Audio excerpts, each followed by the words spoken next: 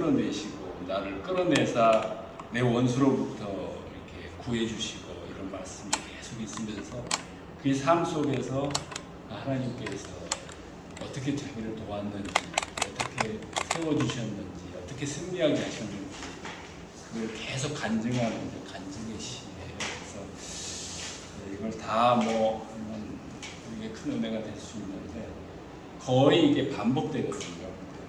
뒷부분 10절, 11절, 12절을 중심으로 이 말씀을 함께 나누기를 바랍니다.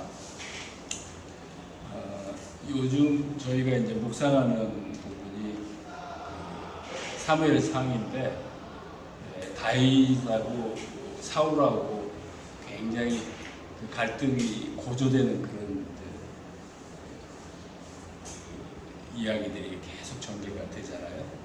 근데 처음에 이 사무엘서를 읽을 때 저는 다윗보다는 제가 꼭 사울인 것 같은 늘 그런 생각을 하면서 읽게 되더라고요. 일상에서 사울의 반응이 제가 늘 그 반응했던 그런 거에 더 가깝고 다윗은 훌륭한데 저걸 할 수 있을까? 저렇게 할 수 있을까? 그렇게 생각하면서 읽은 적도 많이 있는데 정말 우리가 조금 더 우리가 다윗처럼은 안 되더라도 다윗 그쪽으로 우리가 지향점을 가지고 우리의 영성을 키워나가도록 그 말씀이 아마 우리에게 그런 방향을 우리에게 그런 울림을 주는 말씀이라고 이제 그렇게 생각하면서 이제 묵상을 하고 있습니다. 그러니까 이 간증시인데 다윗의 영성이 가장 잘 드러난 시예요. 그래서 다윗의 영성을 이제 유진 피터슨이 현실의 뿌리 박은 영성 이렇게 표현을 하는데, 그러니까 모세 같은 경우에는 그의 삶이 기적이 많이 일어났잖아요.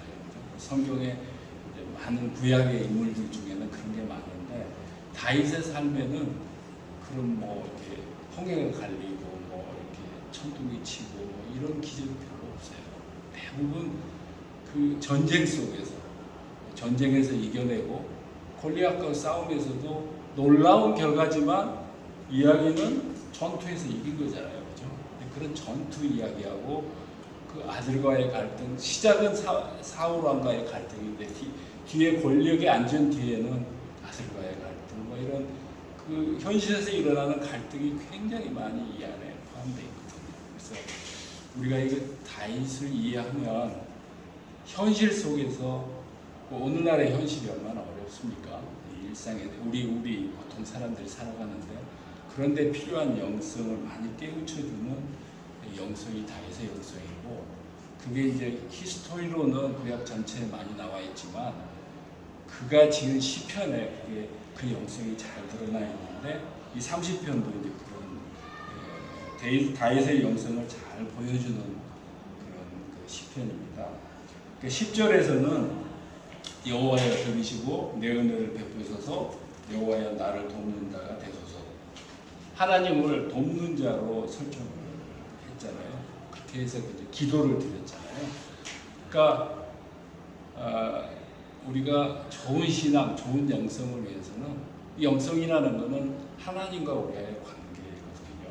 하나님의 우리와의 관계에 친밀하려면은 인격적 하나님과 우리가 친밀함을 유지해야 되는데, 친밀함은 하나님을 잘 깊이 이해하는 거죠. 그러니까 누구로 이해했냐면은 돕는 자로 이해하고 하나님한테 간구하는 그런 마음가짐을 가졌는데, 이거는 이제 우리 자기 자신과 인간을 어떻게 이해하는 거냐면은 도움을 받지 않고는 살아갈 수 없는 존재로 자신을 받아들이는 거죠. 그러니까 이 인간의 연약함, 그러니까 그 하나님께서 하나님의 형상과 모양으로 창조하셔서 하나님이 창조하신 땅에서 재창조를 이루어나가고, 어떤 경우에는 우리 인간을 거의 동역자처럼 자유의지를 주면서 이렇게 함께 이렇게 동역하시는 그런 분이라고도 볼 수 있지만, 인간은 어쨌든 절대적으로 죄인이고 원죄만이 아니라 본질적으로 연약하잖아요. 죽을 수밖에 없고 질병과 고난으로부터 피할 수 없고, 또 우리가 대인관계에서도 우리의 실수와 그 부족한 것이 늘 드러나기 때문에 인간이 이성과 지성으로 뭘 할 수 있다는 생각을 갖는 것이 교만이고, 우리가 연약하기 때문에 하나님을 도움을 받지 않고는 살 수 없다는 걸 받아들이는 데서 신앙이 시작되고 하나님과의 관계가 이루어지는 거죠. 그래서 10절은 간단해 보이지만 여호와여 나를 돕는 자가 되소서, 은혜를 베푸소서. 이 긍휼함을 구하는 이 다윗의 기도는 하나님에 대한 그의 이해를 잘 드러내고 있다고 생각을 합니다. 11절은 주께서 나의 슬픔이 변하여 내게 춤이 되게 하시며 나의 베옷을 벗기고 기쁨으로 띄우셨습니다. 여기는 구원자 하나님. 1절에서도 주께서 나를 끌어내사, 수월에서 끌어내사 이렇게 표현되어 있고, 계속 이 30편에서 하셨던 일을 늘 고백을 하는데, 주님께 고백하고 증거하고 사람들한테 선포하고 이걸 반복하는 것인데, 여기서 이제 슬픔이 춤이 되고 베옷이 기쁨으로 띄우는 이런 변화가 우리의 구원이죠. 그러니까 구원은 죄에서 살아나는 것, 그것이 구원이지만 슬픔이 수월이에요. 슬픔에 빠져 들어가고 그렇게 될수록 우리는 이제 점점 밑으로 내려가게 되는데, 그 상태에서 그러니까 배웠도 우리의 죄를 표현하는 거잖아요. 거기서 벗어나서 사함을 받고 우리가 기쁨의 옷을 입는다는 거죠. 그러니까 우리가 부족하다는 것에 또 다른 표현이, 우리에 나타나는 증상이 슬픔이고 괴로움이고 죄가 드러나는 거지요. 그래서 인간의 무지.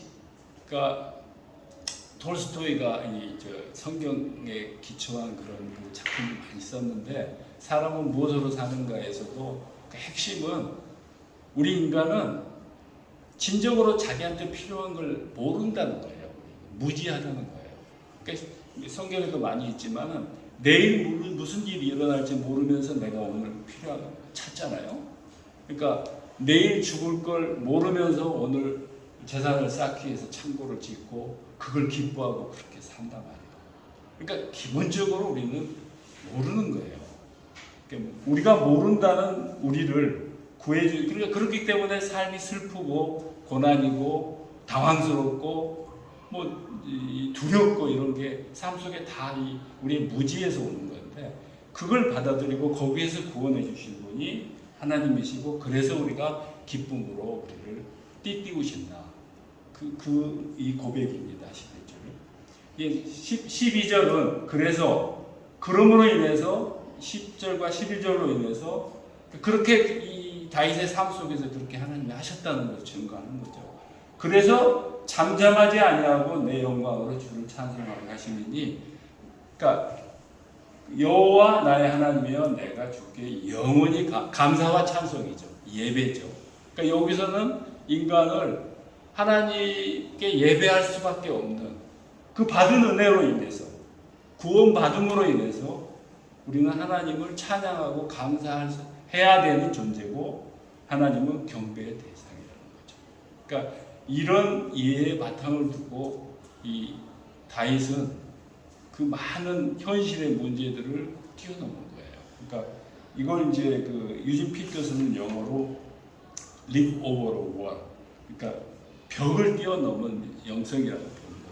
그 벽이라는 게 지금 우리가 넘을 수 없는 인간의 부족함, 죄성, 슬픔 이런 거를 뛰어넘는, 그거는 오로지 하나님의 도움으로 이걸 할 수 있는 거니까, 하나님과의 친밀한 관계 속에서 그 문제를 우리가 하나님께서 우리에게 구원을 주시고 해결해 주시고 바꿔주시고 변화시켜 주신다는 그런 영성입니다.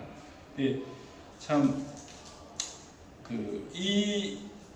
이렇게 우리가 다윗의 영성을 이해했을 때, 그럼 상대편인 보통의 우리 인간의 심성은 어떤 건가? 그게 이제 사울도 대단한 사람이긴 해요. 하나님이 기름 부은 사람이고 초대 왕으로 세운 사람인데, 그럼에도 불구하고 어쨌든 이 사무엘상 하에 나타난 사울의 모습을 보면은 굉장히 보편적인 우리네 그 심성 같은 게 좀 의외로 많이 드러나 있어요. 그죠?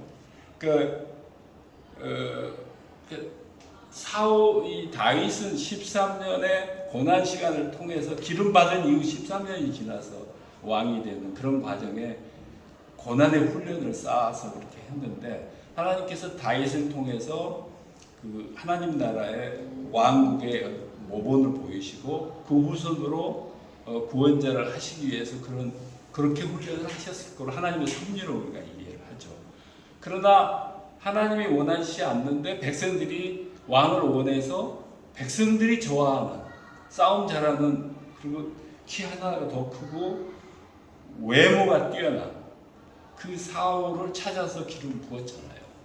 근데 이제 그러니까 우리가 보통 만나는 우리 중에서도 리더가 될 수도 있고 그런 이제 보편적인 인간성인데 이분도 하나님을 알잖아요. 고백하잖아요. 그러니까 오늘 우리가 이제 묵상하는 그 사무엘상 24절 17절에 보면 이게 어느 부분이냐면은 엔게디 광야에서 이제는 6천 명의 정예 병력을 가지고 다윗을 생포하기 위해서 사울이 둘러싸잖아요. 엔게디 광야를.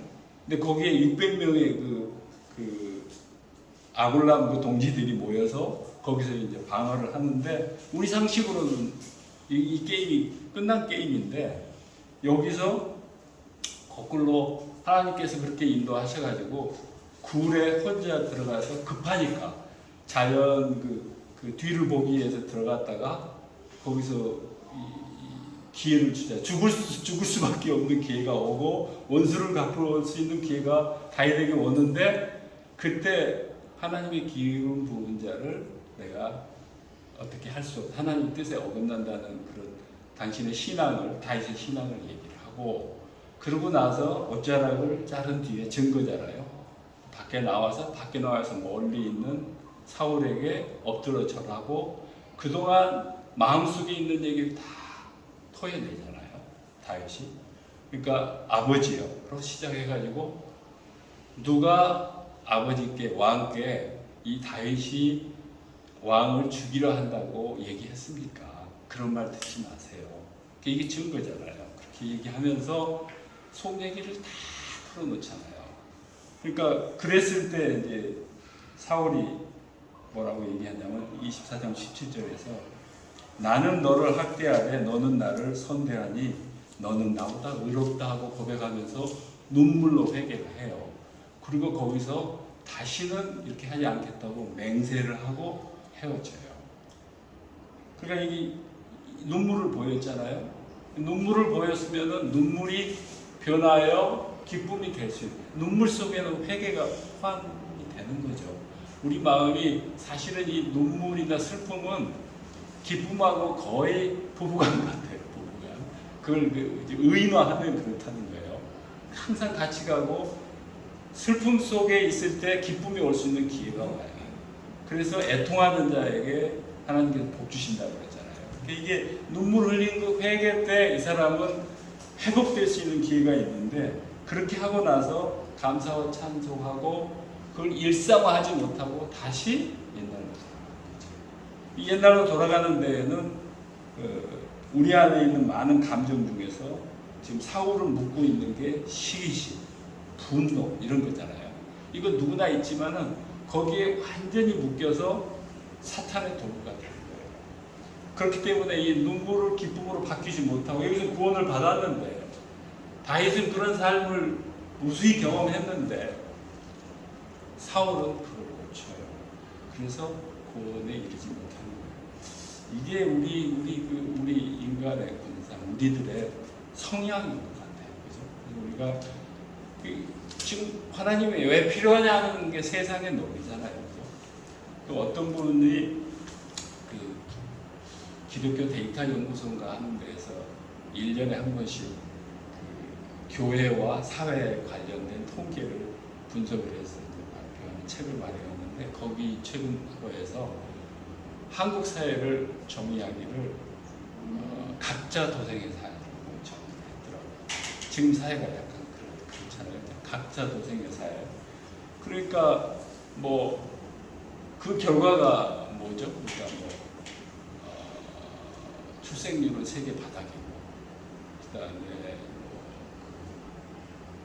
자살률은 세계 1등이고, 특히 노인 자살률은 압도적 1등이에요. 잘 사라졌다고 하는데 이제 그런 현상이 나오는 게 각자 도생하는 사회가, 원래 우리 사회가 그런 게 아니었잖아요. 그러니까 이게 이 물질과, 그러니까 이 사울의 영성 속에서 우리가 이제 느껴지는 한 심성 속에서, 사울도 처음에 굉장히 겸손했어요. 내가 그 작은 그룹이고, 베냐민 지파잖아요. 작은 지파에 소속돼 있고, 나 같은 사람이 어떻게 하냐고. 그리고 왕으로 세워질 때도 숨었잖아요. 부끄러워서. 그런 겸손한 사람이 세워진 뒤에 바뀐 거예요. 그러니까 권력과 이 사람들은, 보편적으로 사람들은 두 가지 가장 강력한 의지를 갖고 있는데, 권력 의지와 제일 강한 게 이제 권력 의지고, 또 하나는 성취 의지. 뭐 비슷한데, 뭔가를 성취하고 성공하려는 의지, 권력을 가지려는 의지, 그리고 인정받으려는 의지. 이게 이제 우리 뿌리 안에 있는데, 이걸 얻으면은 사람이 이게 사탄의 도구가 되기가 쉬워요. 취하니까. 여기에 취하면서 내가 부족한 걸 모르고, 슬픔을 모르고, 누굴 찬양하고 감사할 줄 모르게 되거든요. 그래서 이제 사울은 그런 길을 이제 가게 됐던 거죠. 근데 지금 우리의 현실도 그래요. 우리의 많은 경우도 지금 사울처럼 그런 심성으로 세상을 살아가고, 일단 대부분의 세상의 상식은 하나님이 어디 있느냐는 거잖아요. 내가 다 하는데, 자기중 힘성이고, 그리고 내 이익이 우선이지. 그러니까 이게 옛날에는 그래도 유교라는 윤리의식이 있어서 공동체 그건 있었는데, 그것도 무너진 상태에서 세계 보편적인 개인주의 이 가치관이 들어와서, 더군다나 갑자기 이 짧은 기간 안에 선진국 대열에 가고, 그리고 부와 권력 이런 것들이 늘어나면서 이 우리 사회에 이런 현상이 드러나는데, 좋은 점으로 보면은 집단 안에 갇혀있는 개인으로 그렇게 옛날에 봤는데, 지금은 한 개인을 존중한다는 점에서는 인간 이해에서 한 발 앞선 것일 수도 있다고는 봐요.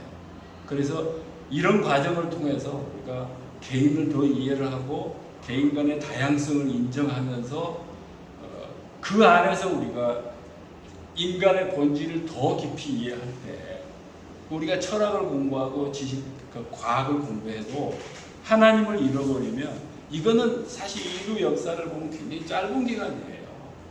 과거부터 지금까지 인간은 하나님 없이 살 수 없는 존재라는 게 이미 많이 드러나 있는데, 그러니까 전체가 다 취해 있는 거예요.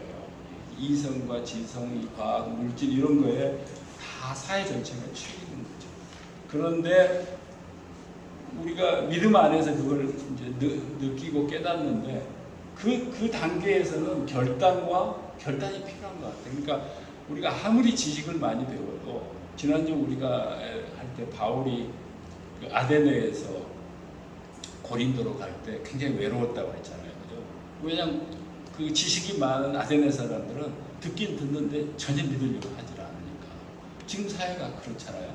그러니까 하나님의 존재를 인정하지 않고 자기들의 지식을 키워서 그 능력으로 세계를 지배하고 뭐 이렇게 해보겠다는 거.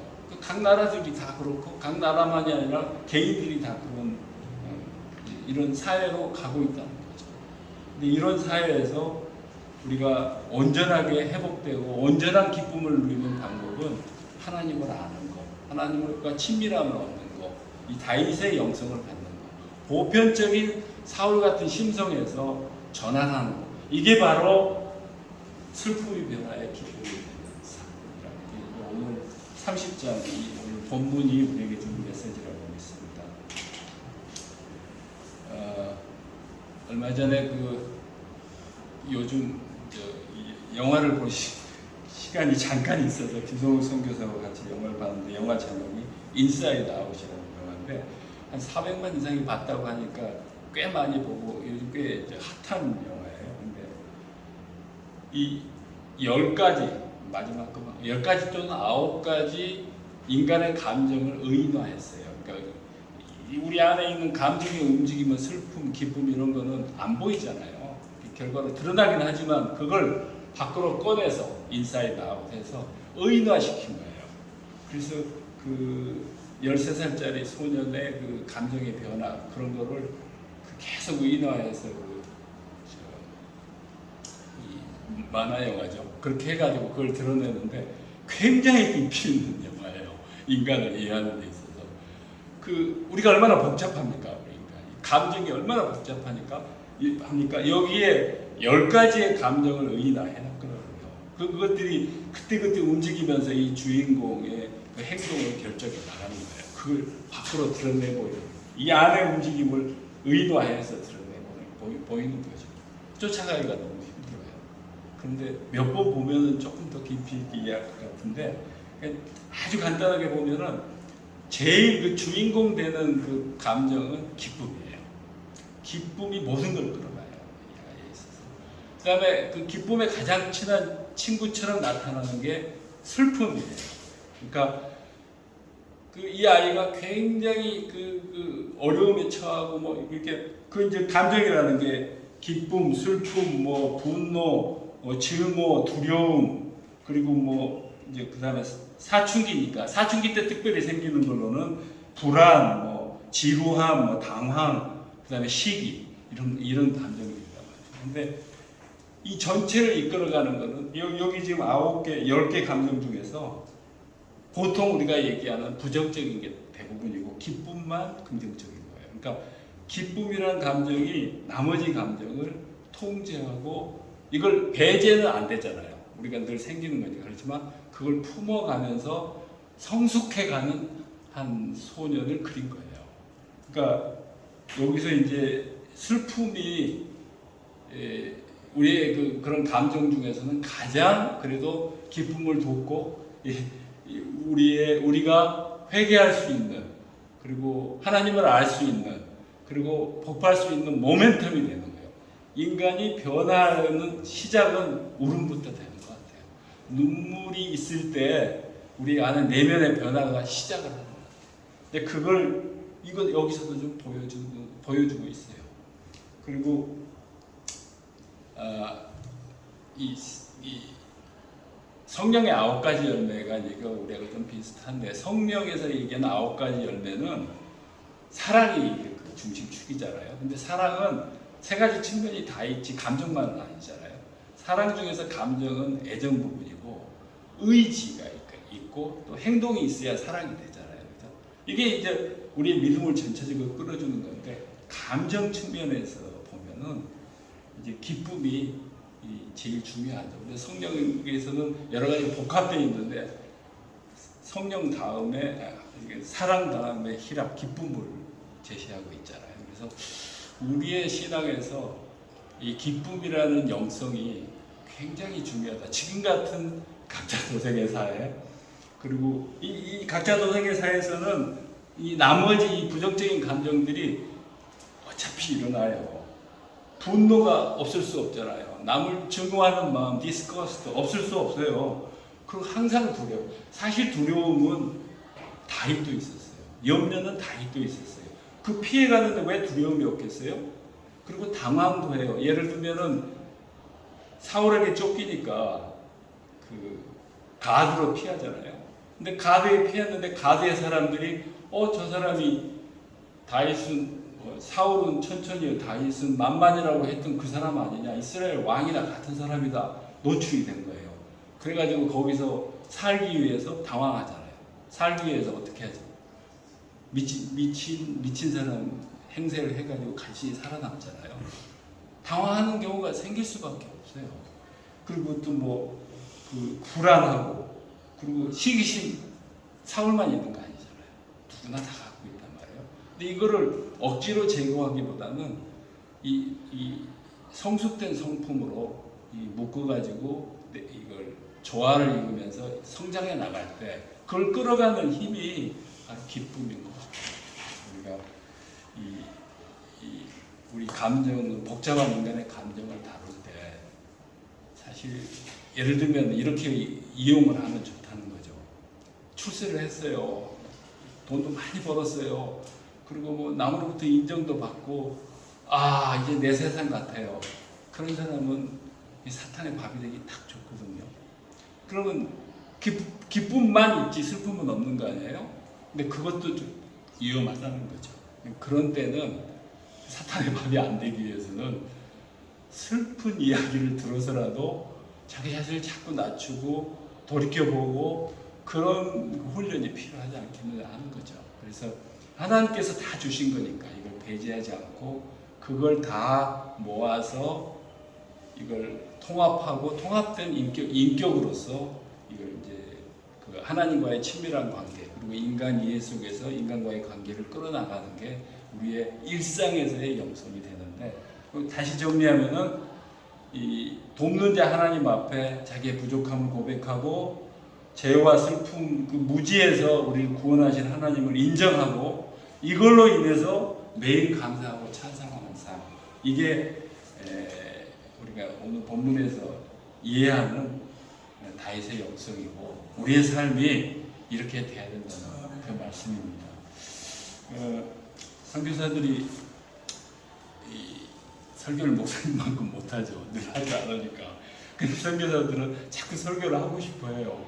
근데 교회에서는 선교사가 왜 설교하냐 간증만 하고 가면 되지. 그런 경향이 좀 있는데 저도 이거 관련해서 하나만 간증하겠습니다.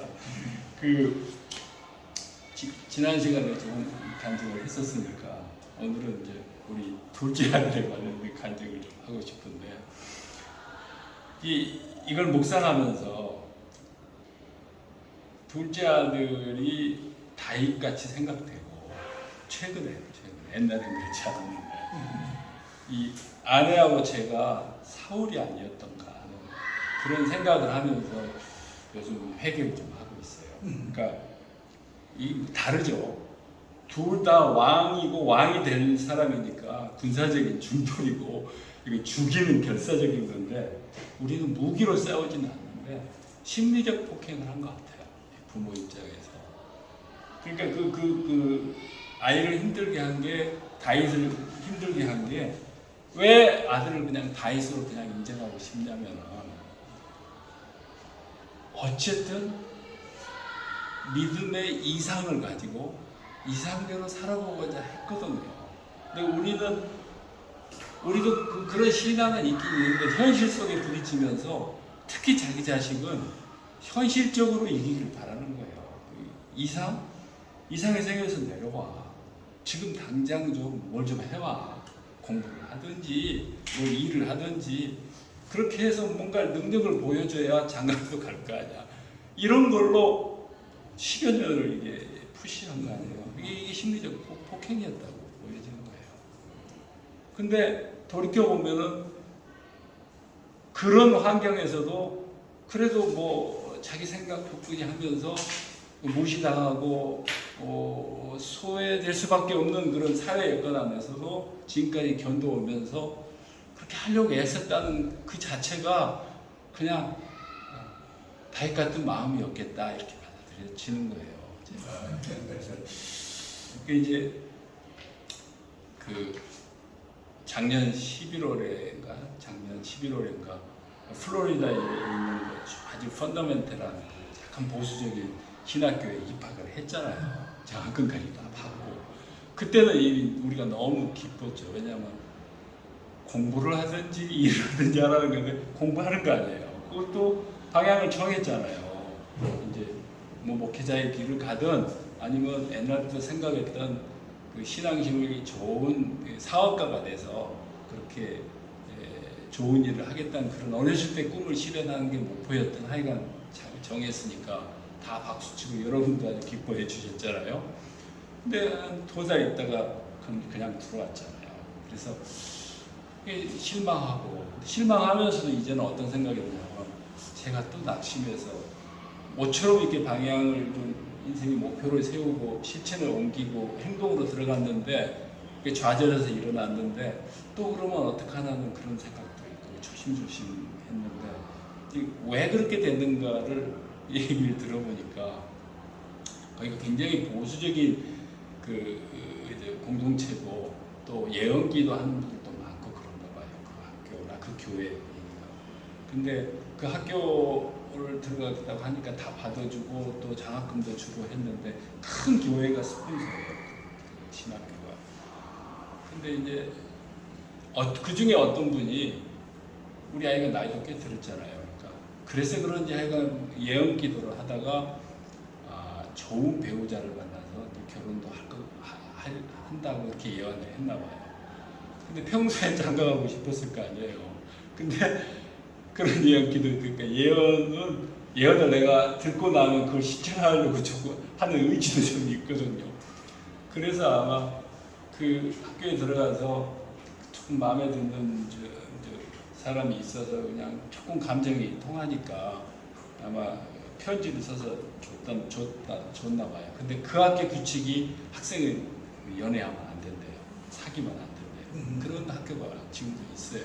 그 나름 학교에서 그게 필요한 훈련 기간에는 필요하다고 해서 했겠죠. 근데 그게 4학년 학생이었대요.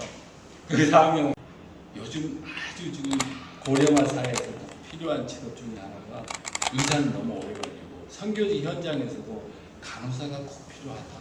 의학 보건에 대한 전문 지식이 필요해서 선교를 해도 그게 꼭 필요하니 그 공부를 한번 해보고 그럼 공부하다 보면 또 사람 만나서 결혼도 할 수 있고 하잖아요.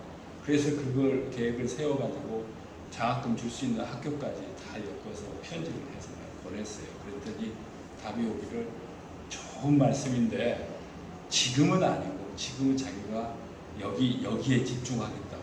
뭘 하는데 집중을 해? 그렇게 생각하고 제가 왔잖아요. 여기 와서 보니까 여기서 집중한 게 어떻게 만난 그 아가씨에 집중을 한 거예요. 솔직히 자기 감정에 집중한 거죠. 그런 감정에. 그래가지고 이제 상당히 진척이 되고, 그러니까 우리 생각은 우리 시대에는 그랬잖아요. 남자가 책임감 있게 직장도 가지고 그걸 할 수 없으면은 장가를 못 가는 걸로 받아들였잖아요. 근데 이 아이는 그렇게 생각 안 하는 거예요. 사실 그런 생각도 정확히 성경적이진 않아요. 그죠? 성경적인 거는 하나님의 뜻이면 어떤 것도 이루어질 수 있는 거니까. 근데 얘는 그렇게 생각했었나 봐요. 그러니까 그게 왜 좋은 사람 만나서 그때 다시 시작해서 안 될 게 뭐 있느냐 이런 생각을 했던 것 같고, 근데 이제 그런 뜻을 갖는 사람하고 좀 교제가 된 것 같아요. 그래서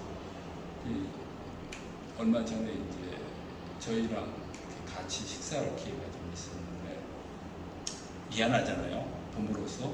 그래서 제가 얘가 다 좋은데 뭔가 이제 직장을 안정적으로 시도는 많이 했으니까, 근데 지금은 최근에는 어쨌든 그걸 해내지 못했으니까 그걸 못한 게 좀 루틴한 일을 규칙적으로 할 수 있는 훈련을 못 시켜서 좀 미안한 마음 갖고 있다 그랬더니 하는 얘기가 그 아들이 주원이잖아요. 주원 씨는 창의적인 일을 해야지 그런 루틴한 일을 하기에는 아까워요 이렇게 얘기를 하는 거예요. 뒤통수를 한 대 맞은 느낌이 들더라고요. 그러니까 우리는 평생을 같이 살았는데 그런 시각을 가져보지 못했는데 그 아가씨 눈에 그렇게 보였다는 거잖아요. 그러니까 그걸 계기로 해가지고 우리 집사람하고 저하고 얘기하면서 생각을 좀 바꿔보자. 우리가 잘못된 생각을 가지고 쟤를 10년 동안을 괴롭혀서 힘들게 했다. 그런 고백을 하게 된 거예요. 그리고 결과가 어떻게 될지 모르죠. 모든 게 하나님께 맡기기로 하고 우리는 생각하고 그나마 아들하고 관계가 여기까지 그나마 회복하면서 같이 지내고 있는 거니까 거기에 감사하고, 이 결혼이 돼도 좋고 안 돼도 좋다. 저 과정을 통해서 애가 성숙하면 되고 자신감을 얻으면 그걸로 된 거 아니냐. 그리고 이제 우리가 좀 생각을 바꿔서 앞으로 그렇게 하지 말자. 그냥 강세를 봐서 그런지 모르지만 그냥 하나님께서 인도하시기를 바라고 기도하고 그렇게 되도록 그렇게 하자, 그런 결단을 하는 시간을 지금 가졌어요. 그래서 놀랍잖아요. 그러니까 이게 그래서 어제 아침에도 또 아침에 식사를 하면서 하나님이 보내주신 아가씨니까 놓치지 말고 말 잘 듣고 그랬더니 의외의 반응이에요. 그런 아가씨 많아. 어디가 있어 그랬더니 우리가 너무 엄마 아빠가 너무 모른다는 거예요. 작지만 있다는 거예요. 그러니까 우리가 어떤 거지? 우리가 기성세대가 잘못한 거지. 어디에 있냐? 그랬더니 교회에 있대. 우리 교회 별로 없던데. 걔가 교회 적응을 못했어요. 그러니까 교회 적응 못하는 게 뭐냐면 어느 교회 가나 청년들은 자기 스펙을 내놓고 시작을 해요. 이게 스펙이 없잖아요. 뭐 워낙 그 스펙으로들 하니까 뭐 그럭저럭 그것도 넘어간다고 하지만은 뭐 호감이 가서 이제 얘기가 되면 뭐 하세요? 하는 거 없어요. 어떻게 사세요? 형 카드로 살아요. 그 얘기가 되겠어요? 그러니까 힘든 거예요. 근데 그렇지, 그 안에도 이제 그렇지 않은 사람들이 있다는 거예요. 그래서 지금 자기는 그 교회에 지금 계속 교회를 적응 못 하다가 그 교회에서는 한 2년째 하는데 그 교회에도 미국인 목사님이 교포 목사님 와서 강남에서 하시는데 우리하고 생각이 좀 달라요. 그리고 지금 이 아가씨도 미국에서 태어나고 미국 교육을 받았기 때문에 이런 생각이 가능하지 않을까 그런 생각이 들어서 우리 집사람은 하나님이 보내주셨다. 주님이 되는 거니까 우리는 그렇게 생각하고 기도하고 있습니다. 뭐 결론을 내겠습니다.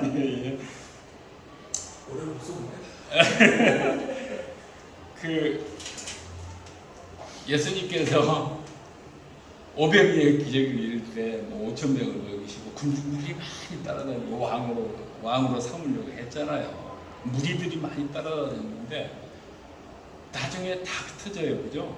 그러니까 너희들도 가려느냐 12제자라는데 하니까 베드로가 생명이신 주님이 계시는데 우리가 어디로 가오리까 이렇게 고백을 하거든요.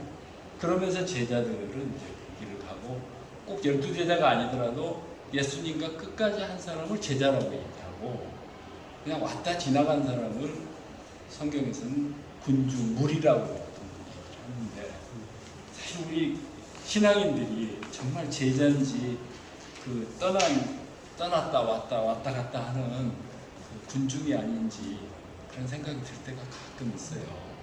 그래서 이 사울처럼 되지 않기 위해서는 정말 제자로서의 그런 삶을 살도록 그 제자로서의 삶으로서 어떤 영성이 필요하냐 오늘 다윗이 보여준 그런 영성을 가지고 살아야 되겠다. 그래서 기쁨과 결과적으로는 늘 기쁨과 찬송이 충만한 삶, 이런 삶, 이런 현실을 뛰어넘는 뿌리박은 그런 영성을 가지고 하나님을 깊이 사모하고 친밀함을 유지하면서 인간과 인간 세상도 하나님이 세상을 이처럼 사랑하사 오신 거 아니에요. 세상 사랑하신 거예요. 이거 버리기 위한 게 세상을 멸망시키기 위한 게 하나님 뜻이 아니시잖아요. 그러니까 이 세상을 이해한다는 것은 나를 이해하고 인간을 이해하는 거거든요. 사실 인간 이해가 부정한 너무 그런 하나님만 얘기하는 신앙은 인간한테 상처를 줄 수도 있어요. 그러니까 우리가 성경은 딱 그렇지는 않아요. 얼마나 섬세하게 인간의 내면을 잘 드러내는데요. 그리고 부족한 인간의 모습 그대로 드러내면서 하나님이 축복하시는 걸 보여주는 게 성경이지 인간을 무시하는 건 절대 아니거든요. 그래서 우리가 그런 영성을 가지고 그러나 그 인간이기 때문에 겪게 되는 슬픔과 고난이 그리고 많은 부정적인 이 분노와 당황과 뭐 이런 모든 두려움이 그리고 근심이 기쁨으로 변해서 춤이 되는 그런 삶이 우리 앞에 일상으로 펼쳐지기를 간절히 기도하겠습니다. 주님 감사합니다. 오늘 다윗의 영성을 시편 30편을 통해서 함께 묵상했습니다. 참으로 이 각자 도생의 어려운 세상, 특히 한국 교회가 내가 교회고 내가 정말 이 한국 교회다라는 생각으로 이 삶을 통해서 있는 곳에서 선교적 사명을 감당하고 우리가 가는 곳마다 하나님의 영광을 드러내며 예배하고 찬양하는 감사와 찬송이 넘치는 삶이 날마다 이루어지기를 간절히 바랍니다. 우리 주 예수 그리스도 이름으로 기도합니다.